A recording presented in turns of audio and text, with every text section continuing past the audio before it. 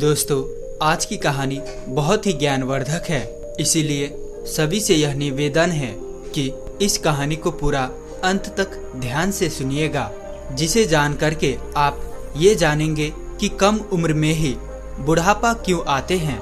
जैसे कि दोस्तों, सभी लोग जानते थे कि महात्मा बुद्ध एक राजा थे, लेकिन उन्होंने सब कुछ त्याग के एक सन्यासी का रूप ले लिया। तो इसीलिए उन्हें सब पता है कि हमें क्या खाना चाहिए, हमें कैसी दिनचर्या अपनाना चाहिए।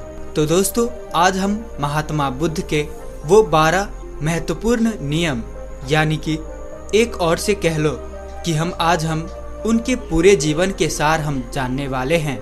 दोस्तों, इसीलिए सभी से निवेदन है, सभी से गुजारिश है कि पूरी कहानी को ध्यान से जरूर सुने और उस 12 बातों को सुन करके अपने जीवन में उतार लीजिए।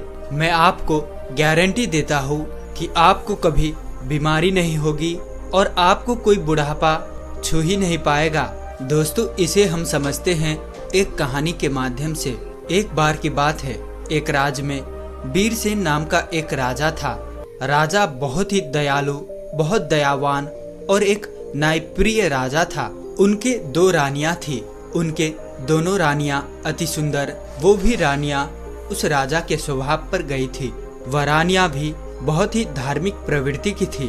तो राजा इतने न्यायप्रिय राजा थे कि उनके प्रजा कभी दुख के सामना ही नहीं करते थे, क्योंकि राजा ने अपने मंत्रिमंडल में 9 ऐसे मंत्रियों का गठन किया था कि जिनके जिम्मे में हर एक डिपार्टमेंट बांटा गया था। तुम प्रजा का खान पान का ध्यान रखोगे, सबके मतलब अलग अलग काम बांटे गए थे। तुम्हें ये कार्य करना है, और इतना उनका सत्य हिदायत था।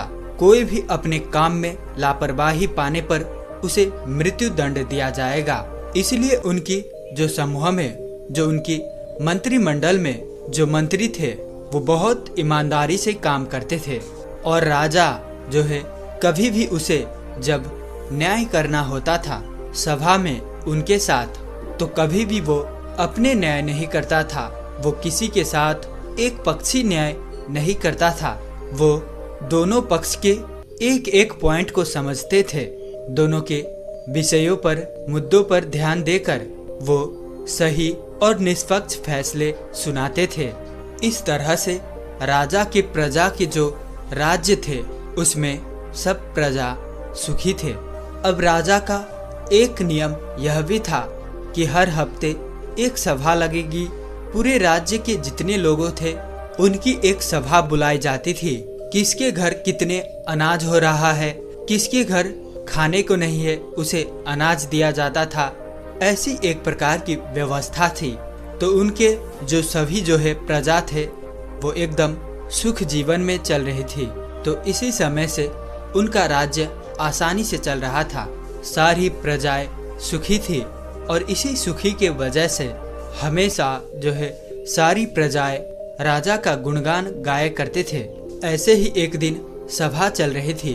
उसी सभा में एक किसान और उसकी पत्नी आते हैं और कहते हैं, महाराज, आज हमारे पास एक बहुत बड़ी समस्या है। कृपया आप हमें हमारी समस्या का समाधान करें। राजा बोलते हैं, क्या बात है, बताइए किसान। कहते हैं कि मेरे 2 बेटे हैं। अभी मेरे बेटे की उम्र बहुत कम है। अभी उसकी उम्र ज्यादा से ज्यादा 27 से 28 साल होगा, लेकिन वो देखने में ऐसा लग रहा है कि जैसे उसकी उम्र 60 साल हो। बाल झड़ते जा रहे हैं और उसके पेट निकलते जा रहा है। बड़ा आलसी है, कोई काम नहीं करता है। हमने अपने हिसाब से इधर उधर दबा कराया, लेकिन कोई फायदा हुआ नहीं। महाराज कहते हैं, ठीक है, मंत्री को आदेश देते हैं। मंत्री अपने राजवैद्य से इस किसान का बेटे का इलाज करवाया जाए। जो भी खर्चा होगा उस राज्य कोष से दिया जाए। मंत्री ऐसा ही करते हैं। उनके दोनों किसान के बेटे का इलाज राजकोष के खर्च से राजवैद्य करते हैं। काफी दिन इलाज चलने के बाद फिर वो किसान सभा में उपस्थित होते हैं और कहता है कि महाराज, कोई आराम नहीं हुआ। मेरा बेटा वैसे की वैसे ही है। राजा कहते हैं, ठीक है, हम इस पर विचार करेंगे। इस पर विचार चल ही रही थी कि उसी गांव से, उसी राज्य से 2 लोग और आते हैं। पति और पत्नी रोते हुए आते हैं और वे भी वही कहते हैं, समस्या यही होती जा रही है। फिर धीरे धीरे सभा चल ही रही थी कि ऐसे ऐसे एक एक करके पूरे गांव के आधा से ज्यादा लोग आए। राजा असमंजस में पड़ गए। उन्होंने तुरंत आपातकालीन सभा बुलाई कि सारे राजवैद्यों को बुलाया जाए, दूर दूर से राजवैद्यों को बुलाया जाए और दिखाया जाए कि आखिर ऐसी क्या समस्या है जिसकी वजह से हमारे राज्य के सभी नवयुवक बूढ़े दिखने लगे हैं। इस पर पूरा खोज करे, अनुसंधान करे। राजा का यह सख्त आदेश था। सारे मंत्रियों को जल्द से जल्द इस पर कार्रवाई किया जाए। पूरे राज्य के छानबीन करके सबके घर के पता लगाया जाए कि इसका क्या कारण है। बाहर से भी वैद्य को बुलाया गया। जितने जितने प्रसिद्ध वैद्य थे सारे वैद्य को बुलाया गया और फिर एक आपातकालीन बैठक की। उस आपातकालीन बैठक में सारे राजवैद्यों से विचार विमर्श किया गया कि राजवैद्य लोग, आपके पास 10 दिन का समय है। इस 10 दिन के समय में पूरे राज्य के हर एक घर घर की बीमारी का आप पता लगाइए। ऐसी कौन सी बीमारी है, क्या चीज खाने से ये हो रही है, उसे पता लगाया जाए। जो भी राजवैद्य इस बीमारी का सही सटीक पता लगा लेगा, उस राजवैद्य को पुरस्कार के रूप में मैं एक राज्य दे दूंगा। अब सारे राजवैद्य एकदम से जुट गए, अपने पोथी पथरा किताब लेकर के, और घर घर जाके रात दिन एक करके पूरा 10 दिन छानबीन चलता रहा। फिर 11वें दिन राज की सभा लगती है। उस राजसभा में सारे राजवैद्य, पूरे राज्य के लोग इकट्ठा होते हैं। फिर राजा एक एक करके सारे राजवैद्य से पूछते हैं। सारे राजवैद्य अपने अपने विचार रखते हैं। महाराज, हमने तो बहुत छानबीन किया और छानबीन के हिसाब से औषधियाँ और उपचार भी किए, लेकिन किसी को आराम नहीं मिल रहा है। तो उसमें से एक राजवैद्य खड़ा होता है जो बहुत बुजुर्ग था। उसकी उम्र लगभग 130 से 135 साल की थी और उसने कहा, हमारा जो अपना निष्कर्ष निकला, हमारा जो अपना अनुभव है, उस अनुभव से हमें यही लगता है कि यहाँ के रहन सहन, यहाँ के खाने में कुछ दिक्कत हो रही है, जिसकी वजह से ये सब हो रहा है। लेकिन हमारे पास इसका सटीक जवाब नहीं है। राजा उस बुजुर्ग राजवैद्य की बात को सुनकर असमंजस में पड़ जाता है। 130 साल का बुजुर्ग बता रहा है तो इसका समाधान क्या होगा। कुछ देर बाद वह राजा कहता है, राजवैद्य, आप अब इसका समाधान आप ही बताएंगे, क्योंकि हम आज 1 महीने से इसके कारण हम खुद बहुत ज्यादा चिंतित है। हमारी प्रजा परेशान होती जा रही है और हम भी देख रहे हैं, हम भी इसी सोच में परेशान होते जा रहे हैं। मेरे भी बाल झड़ने शुरू हो गए हैं। हमारे परिवार में महारानियां, राजकुमार, राजकुमारियां जो भी है, सब लोग अपनी प्रजा से परेशान है। आखिर समाधान तो बताइए। फिर वह राजवैद्य हाथ जोड़कर खड़े होते हैं और राजा से कहते हैं, राजा हमें क्षमा करिए, लेकिन हमारे पास एक उपाय जरूर है। इस समस्या का सारा समाधान एक ही आदमी के पास है। अगर उस आदमी को ढूंढ के लाया जाए तो आपकी राज्य के सारे समस्याएं खत्म हो जाएगी, सारी बीमारियां खत्म हो जाएगी। उनके अलावा इसका समाधान किसी के पास नहीं है। महाराज कहते हैं, राजवैद्य जल्दी बताइए, इस शुभ काम में देरी मत करिए। मुझे जल्दी उस महापुरुष, उस ज्ञानी का नाम बताइए, हम उन्हें अपनी राज्य में आमंत्रित करेंगे। वह राजवैद्य कहता है, क्षमा करें महाराज, हमें उनका पता नहीं है कि वो कहाँ रहते हैं, लेकिन उनका किसी राज्य में उपदेश चल ही रहा होगा। कृपया आप अपने सैनिकों को सारे राज्य में भेज करके पता लगाइए कि महात्मा बुद्ध किस राज्य में है, कहाँ पर वो उपदेश दे रहे हैं। केवल उन्हीं के पास इस समस्या का समाधान है और दूसरा किसी के पास इसका समाधान नहीं है। राजा ये बात जैसे सुनते हैं राजवैद्य के मुंह से, अपने जो वो 9 उनके मंत्री थे जो सबसे काबिल मंत्री थे, उन्होंने उनको आदेश दिया कि जल्दी से जल्दी महात्मा बुद्ध का पता लगाया जाए और उन्हें आदर सम्मान के साथ अपने राज्य में लाया जाए। ये हमारा सख्त आदेश है। इसके लिए जितने भी सेना चाहिए, जितने भी गुप्तचर चाहिए, ले लीजिए और आप पता लगाइए इस समय महात्मा गौतम बुद्ध का उपदेश किस राज्य में चल रहा है। वह जरूर आएंगे, उनका हमारा संदेश भेजिए। अगर वह नहीं आते तो आप मुझे बताइएगा, मैं खुद उनके पास चला जाऊंगा।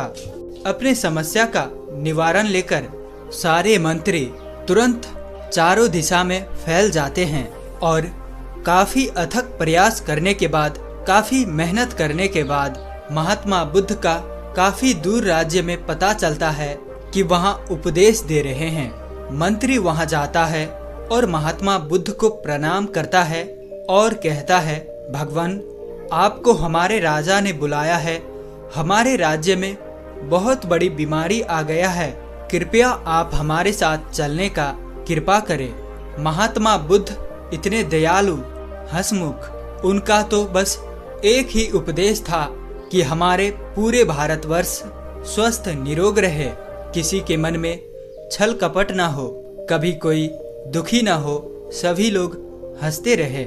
जैसे ही उन्होंने सुना सैनिक के मुंह से, उन्होंने कहा, क्यों नहीं, तुरंत चलते हैं। और महात्मा बुद्ध उस मंत्री के साथ मंत्री के राज्य में आने के लिए तैयार होते हैं और उनके साथ जो उनके शिष्य थे वो भी आते हैं। महात्मा बुद्ध को राजा दरबार में स्वागत करता है, उन्हें प्रणाम करता है, उन्हें सादर आमंत्रित किया जाता है, बड़े स्वागत सम्मान किया जाता है। और फिर वह राजा महात्मा बुद्ध से कहते हैं, आप ये हमारे प्रजा, अब देख रहे हैं इतनी विशाल प्रजा है, बड़े ही हंसमुख प्रजा थी, बड़े ही सुखी प्रजा थी, लेकिन आज इनके ऊपर बहुत भारी विपत्ति आ गई। जब इनके ऊपर विपत्ति आ गई है तो मान लो हमारे ऊपर भी विपत्ति आ गई है। ये प्रजा नहीं है, ये हमारे परिवार के सदस्य है। कृपया आप ही इन सब का समस्याओं का समाधान करें। महात्मा बुद्ध राजा की तो पहले ही प्रशंसा सुन चुके थे। राजा के सोच और विचार से महात्मा बुद्ध प्रभावित होकर महात्मा बुद्ध मुस्कुराते हैं और राजा से कहते हैं, क्यों नहीं, ये तो कुछ नहीं है, सब ठीक हो जाएगा, ये समस्या सब लोग अपने आप पाले हैं। ऐसी बातें सुनकर राजा मुस्कुराता है, इतनी बड़ी समस्या है और महात्मा बुद्ध कह रहे हैं कोई समस्या नहीं है। तो राजा कहते हैं, ठीक है गुरुवर, जैसे भी हो आप हमारे प्रजा को ठीक कर दे। महात्मा बुद्ध के सामने एक चेला खड़ा था। महात्मा बुद्ध उस चेले के तरफ इशारा करता है तो चेला कहता है, ठीक है राजा, कल से मैं रोज सुबह 4 बजे आपके राज्य में हमको एक ऐसा खुला स्थान दे दीजिए जहाँ पे आपके राज्य के सारे लोग एकत्रित हो सके, जहाँ खुला वातावरण हो, जहाँ प्राकृतिक धूप आती हो, जहाँ प्रकृति की सारे हवाएं आती हो, सुनहरा माहौल हो। वहाँ पे कल से हमारा 4 बजे से शुरू हो जाएगा लोगों को उपचार देना, लेकिन उससे पहले आप अपने राज्य में एक आदेश लागू कर दीजिए कि सब उस स्थान पे, आपके पूरे राज्य पे और आप खुद उस स्थान पर सभी लोग उपस्थित हो। सभी लोग को वहाँ से कल से ही उपदेश देना शुरू हो जाएगा और यह उपदेश 12 दिन तक चलेगा। 12 दिन करके एक एक उपदेश दिया जाएगा और 12वें दिन आपकी जो पूरी प्रजा है वह प्रजा स्वस्थ हो जाएगी। राजा शिष्य की मुंह से ये बात सुनकर बड़े खुश होते हैं। सिर्फ 12 दिन में राजा कहते हैं, ठीक है, जो भी खर्चाए आएगा वो सारे हमारे राज्य कोष से दिया जाएगा। फिर वह शिष्य कहता है, कोई खर्चा नहीं आएगा महाराज, आप निश्चित रहिए, आप सिर्फ और सिर्फ अपने प्रजा में ये